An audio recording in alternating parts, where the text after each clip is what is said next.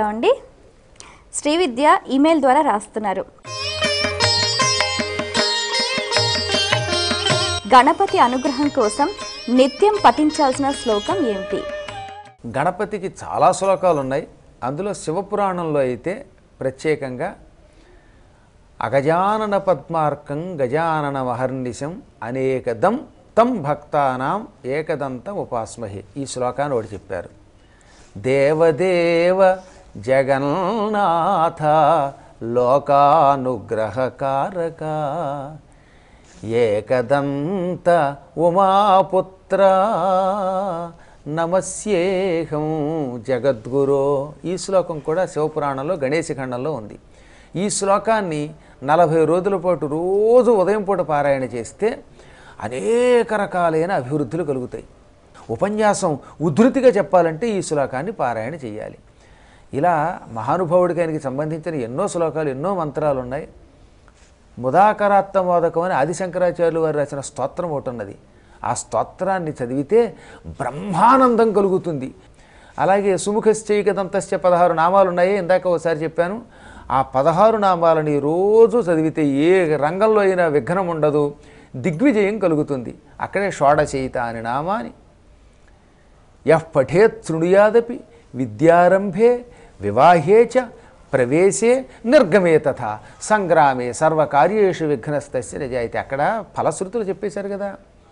విద్యారంభే నువ్వు విద్యాభ్యాసం ప్రారంభిస్తున్నప్పుడు ఈ 16 నామాలు చదువు. ప్రవేశేచ ఏదైనా గృహప్రవేశం చదువుతున్నప్పుడు లేదా ఎక్కడికైనా కొత్త ఊరు ఎడుతున్నప్పుడు. నిర్గమే తథ వెళ్ళిపోయేటప్పుడు కూడా ఎక్కడికైనా సరే ఇంట్లోంచి బయటికి వెళ్ళేటప్పుడు లేదా ఒక ఊరు వెళ్ళి ఆ ఊరు నుంచి తిరిగి వెనక్కి వెళ్ళేటప్పుడు ఇవన్నీ కూడా నిర్గమాలు అంటారన్నమాట. అలాంటప్పుడు ఎవరితో అయినా యుద్ధం వచ్చినప్పుడు ఈ నామాలు చదువుకుని వెళ్ళామా విఘ్నాలు తొలగిపోతాయి, విజయం లభించి తీరుతుంది. సర్వకార్యములయందు దిగ్విజయాన్నిచ్చి విఘ్నములను తొలగించే నామాలివి. ఇంకా ఓం గణానాన్త్వా గణపతిగుం హవామహే కవిం కవీనాముపమశ్రవస్తమం జ్యేష్ఠరాజం బ్రహ్మణాం బ్రహ్మణస్పత ఆనశృణ్వన్నోతిభిస్సేత సాధనం. ఇది ఒక గొప్ప వేదమంత్రం.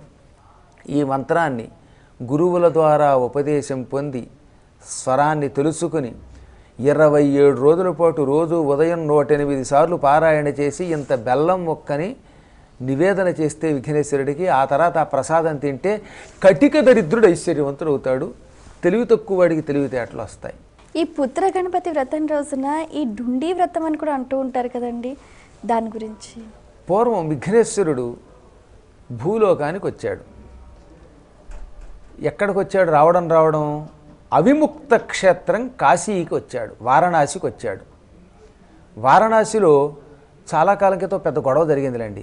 దివోదాసు అని ఒక రాజుగారు ఉండేవాడు, చాలా గొప్ప రాజు. ఆ రాజుగారు బ్రహ్మదేవుడి ఆజ్ఞ ప్రకారంగా భూమిని పరిపాలిస్తాను అని మాటిచ్చి భూమి మీద నా పరిపాలన తప్ప ఇంకెవరి పరిపాలన ఉండడానికి వెళ్ళలేదు. కాబట్టి ఈ విఘ్నేశ్వరుడు, ఆదిత్యుడు, చంద్రుడు, దేవతలు, సమస్త జాతి వాళ్ళు అందరూ ఈ ఊరు వదిలిపోవాలి, మా ప్రాంతం వాళ్ళు తప్ప ఇక్కడ ఇంకెవరు ఉండకూడదని శాసించాడు. కఠోర శాసనం. ఎందుకంటే దేవతల పెత్తనం ముందు తన పెత్తనం సాగదు కదా. వాళ్ళని ఉండనిస్తే ఏమవుతుంది? కాశీలో వాళ్ళేమో ఒకటంటారు, ఈయన ఒకటి అంటాడు. ఈయన వద్దంటే వాళ్ళు అన్నారు అనుకోండి, అప్పుడు ఇబ్బంది కదా. అందుకని ఆయన ఏదో దృష్టిలో పెట్టుకుని గెంటేశాడు. పాముని కానీ, చేమని కానీ, పాతాళవాసుల్ని కానీ, వర్ధవాసుల్ని కానీ భూమి మీద లేకుండా చేసేశాడు. దాంతో శివుడికి బెంగ వచ్చింది. శివుడు కూడా గెంటేశాట. శివుడిని కాశీ నుంచి గెంటేశాడు, ఈశ్వరుణ్ణి. విఘ్నేశ్వరుడు లేడు. సాధ్యమా అంటే ఆయనకి ఆ శక్తి దేవతలు ఇస్తే ఏం చేస్తారు? బ్రహ్మదేవుడు ఆయనకి వరం ఇచ్చాడు. బ్రహ్మ ఇచ్చిన వరాన్ని ఈశ్వరుడు పాటించవలసి వచ్చింది. అలాగే విశ్వేశ్వరుడు అంతటి వాడిని రానివ్వకుండా చేసే శక్తి బ్రహ్మవరం ద్వారా ఆయనకు వచ్చింది. విశ్వేశ్వరుడు మాట్లాడకుండా వెళ్ళిపోయాడు, బ్రహ్మ నువ్వు వరం ఇచ్చావు కదానని. కానీ కాశీలో ఉండకుండా ఒక్క క్షణం ఉండలేడు శివుడు. అందుకని తిరిగి కాశీ ప్రవేశం కోసం విఘ్నేశ్వరుడిని పంపాడు. చాలామందిని పంపాడు, ఆ కథ అంతా చెప్పలేనిప్పుడు విఘ్నేశ్వరుడిని పంపాడు.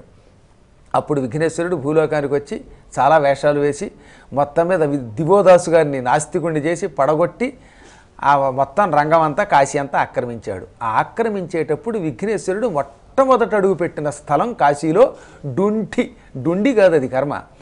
డుంఠి సంస్కృతంలో డూ పక్కన 0 రాసి టాఠ అని ఉంది కదా, కంఠంలో ఉన్న ఠ, అది రాయాలి డుంఠి. ఆ డుంఠి దగ్గర ఒక విఘ్నేశ్వర రూపంతో వెలిశాడు. మొట్టమొదట శివుడికి చాలా కాలం తర్వాత కాశీలో మళ్ళీ పుత్రుడై వచ్చాడు. అప్పుడు ఆ వచ్చినది పాల్గొన మాసం శుక్లపక్షంలో చవితి. డుంటి దగ్గరకు వచ్చి మళ్ళీ నా కొడుకు నాకు దక్కాడు, కాశీలోకి నన్ను రానిచ్చాడు, కాబట్టి ఈ రోజు నుంచి ఈ తిథికి అంటే పాల్గొన శుక్లపక్ష చతుర్థికి పుత్ర గణపతి వ్రత తిథి అని నేను ఒక వరం ఇస్తున్నాను. ఈ విఘ్నేశ్వరుడిని డుంటి గణపతి అని పిలవండి. ఆ ప్రాంతం డుంటి కనుక అక్కడ ఉన్న గణపతి డుంటి గణపతి అన్నమాట. ఈ డుంటి గణపతిని మీరు అందరూ పూజించండి, ఆయనకి గుంజీలు తీయండి, మీకు సంతానం కలుగుతుందని శివుడు వరం ఇచ్చాడు. కాశీఖండంలో ఇదివరకు నేను చాలాసార్లు చెప్పాను. యూట్యూబ్లోకి వెళ్ళి నా పేరు మీద ఆ కాశీఖండం వింటే అప్పుడు పూర్తి కథ మీకు అర్థమవుతుంది, దివోదాసు కథ. ఆ విఘ్నేశ్వరుడు డుంటి విఘ్నేశ్వరుడు అనమాట. చాలా విఘ్నేశ్వరుళ్ళు ఉన్నారు అక్కడ కాశీలో, కానీ డుంటి స్థానంలో ఉన్నటువంటి విఘ్నేశ్వరుడు డుంటి విఘ్నేశ్వరుడే పుత్ర గణపతిగా ప్రసిద్ధికెక్కాడు. అందుకే ఆయన పేరు మీద ఏమంటున్నాం, పుత్ర గణపతిని డుంటి గణపతి కూడా అంటున్నాం. ఈ డుంటి అనే సంస్కృత శబ్దం వికృతిగా తెలుగులోకి హిందీలోకి మారినప్పుడు డుంటి కాస్త డుండి, పూర్వకాలంలో డూండి ప్రొడక్షన్స్ డూండి సమర్పించడం నామం ఉండేది. ఈ డూండి అంటే డుంటి అనమాట. అంత గొప్ప పేరు ఆ రోజులో పెట్టారు మహానుభావుడు, ఆయన ఎవరో కానీ. మరి నన్ను ఎవరో అడిగారు డుండి అంటే ఎవరంటే డుంటి గణపతిని, అయినా డుంటి అనే స్థలంలో ఉంటాడని చెప్పాను. కాబట్టి కాశీఖండంలో చెప్పబడిన ఆ విఘ్నేశ్వరుడే పుత్ర గణపతి. చాలా సంతోషం.